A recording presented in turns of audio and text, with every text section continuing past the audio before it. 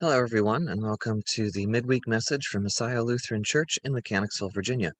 My name is Pastor Ryan Radke. It's good to be back. We had a couple of weeks off during Holy Week and took some time off after Easter, but now we're back with a new midweek message. My plan is to start a new series, new to you, one I've done before, beginning next week, so check your bulletins and announcements for more details on that. But today I want to just share a few thoughts on some stuff that's been going on in the world. As you all probably know, this week the jury turned in guilty verdicts in the Derek Chauvin trial after the murder of George Floyd. Um, the build-up to the trial and the scrutiny the proceedings have been under and the anticipation for the verdict have been front and center in the news and in people's hearts and minds for almost a year. There's also been a slew of other recent shootings with racial dynamics, one happening literally at the same time that the verdict was being read for the George Floyd case. There have been protests, not just recently. There have been years and decades of other shootings, other protests, other cries for justice, other times in this cycle of trauma. And of course, there is the reality of systemic racism. There has been the recent resurfacing of white supremacy, more bold than it's been in a generation. There are still unresolved echoes of slavery, debates over how to teach history, documented inequalities baked into our nation's origin story. Does that mean that our country is inherently evil? I don't think so. Does it mean that our country has unaddressed sins and injustice? Without question. Does it mean that our country needs to make some changes and do the hard work of reconciliation, whatever shape that might take? Yes. One of this coming Sunday's Bible readings is 1 John 3:16 to 24, and it starts like this. We know love by this, that Jesus Christ laid down his life for us. We ought to lay down our lives for one another. How does God's love abide in anyone who has the world's goods and sees a brother or sister in need and yet refuses to help? We might not have all the world's goods in terms of wealth or possessions, but we have the world's goods in terms of friends and family, a loving congregation here at Messiah Lutheran in Mechanicsville, uh, and many, many blessings. I think it's safe to say that the majority, if not all, the members of Messiah Lutheran have never feared for their lives at a traffic stop. I'm making an assumption, but I think it's a safe one. A number of our members or their relatives are part of the law enforcement community, and they work to serve the public trust. So, how can we, who have all of this good, see our brothers and sisters in the Black community who are in need of changes, in need of peace of mind, in need of respite, and refuse to help? How can we not lay down our lives for others? Even if laying down our lives simply means not much more than acknowledging some hard truths and making some changes. Doesn't seem like the same degree we're being asked of as what many folks in the Black community have to live with every day, laying down their lives, not for others. The next verse of that reading from Sunday goes like this. Little children, let us love, not in word or speech, but in truth and action. Well, I do have some words to share today. Words that can hopefully start conversation and take steps towards truth and actions, um, both in our contexts and in our lives, because it's going to take all of us working together to bring about any kind of lasting or meaningful changes. But the words that I'm going to share with you today are not my words.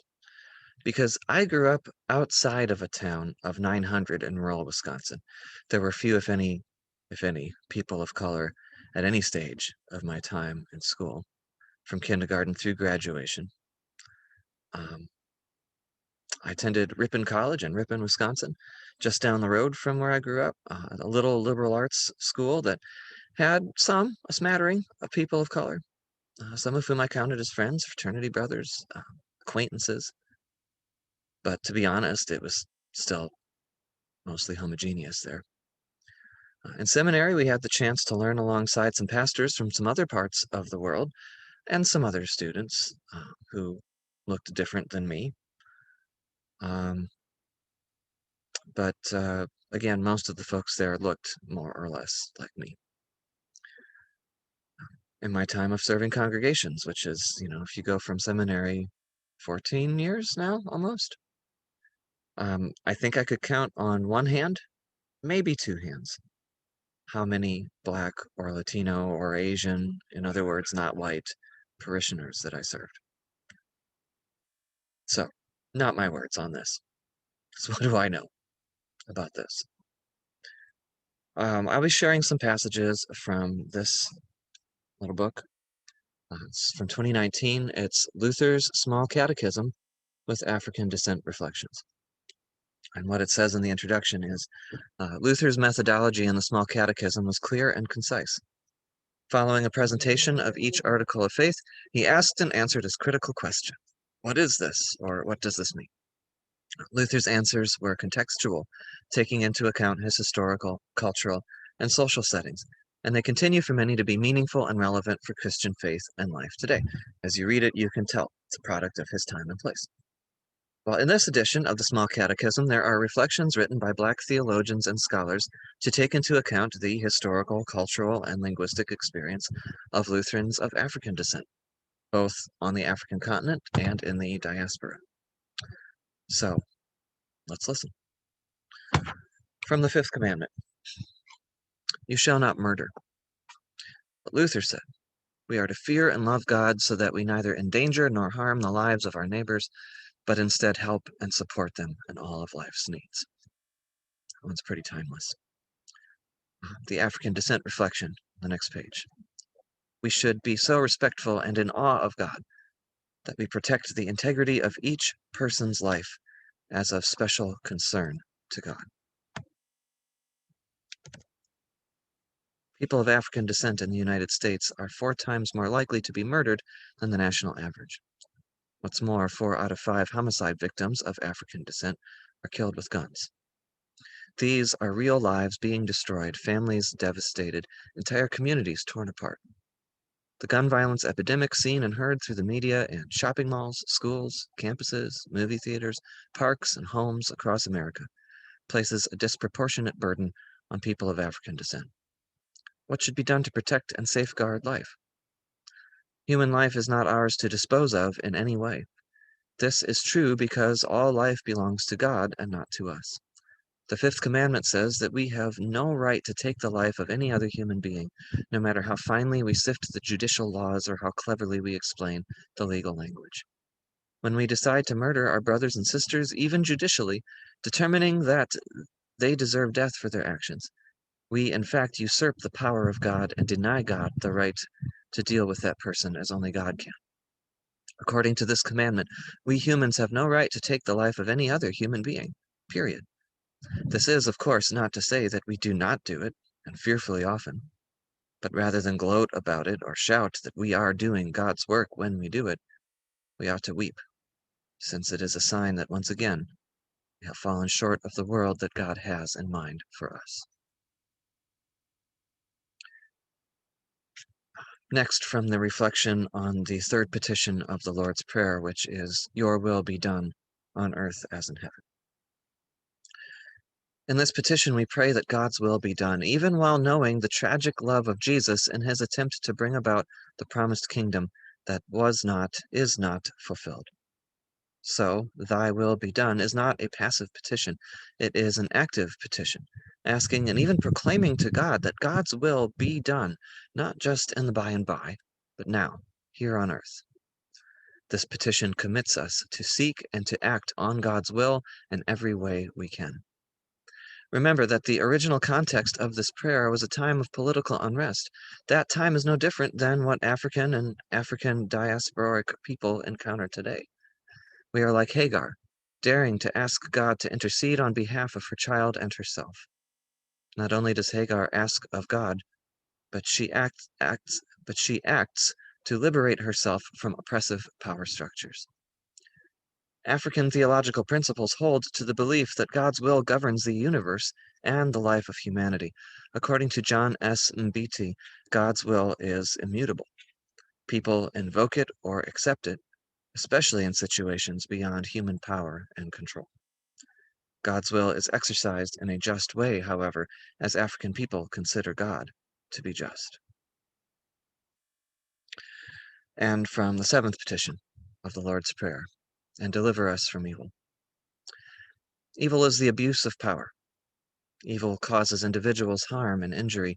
Evil creates socioeconomic, ideological, and institutional chaos, and denigrates sacred bodies and spirits and community. Evil is an external object that cannot act on its own, but must be employed by human or spiritual agents.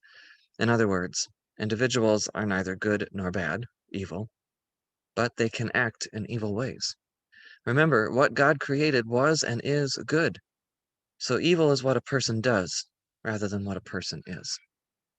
Evil exists when people forget what the African proverb asserts. I am because we are, and we are because I am. So when we pray, deliver us from evil, we are calling on God to keep us from acting in evil ways. Asking God to deliver us from evil is a call for resistance. Asking God to deliver us from evil is a call to avoid violence in the home, in the community, and even against oneself.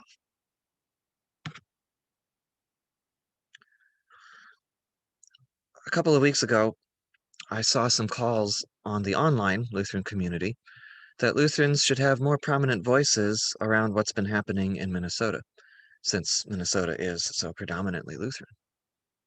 But to be honest, Lutheranism comes from Northern European roots, and our denomination is statistically the whitest in the country. Maybe that means even more so we should say something. But if you think about it, Lutheranism has since spread around the world. And eventually, we, descendants of missionaries, started to listen to the descendants of the evangelized, such as when the Global Lutheran Church listened to Lutherans in South Africa and Namibia and used divestment and other means to help pressure apartheid to end. We are listening to the churches in Tanzania and Ethiopia and other places who have grown exponentially to see what we can learn from them to help our own ineffective work to spread the good news. If we can listen to other Lutherans abroad, I think we can also listen to Lutherans of African descent at home too, not just in this book, and not just Lutherans. What I just shared was a handful of quotes from a mildly academic book. We need to listen to the stories, the witness, the prayers, and the pleas of the Black and brown folks who live with all of this every day. I don't have specifics to share today in terms of what our response as Messiah Lutheran Church in Mechanicsville, Virginia should be. Maybe I can find some of those that others have shared that come out of this experience. For today, I'm asking you all to listen. And I pray that our listening might lead us to love and truth and action. Continue to hold our nation, every one of its citizens in prayer, especially those that have to deal with things that I've never had to deal with. I hope you all are well this week. Care for one another. Listen to each other. And we'll see you back here again next week. Peace be with you.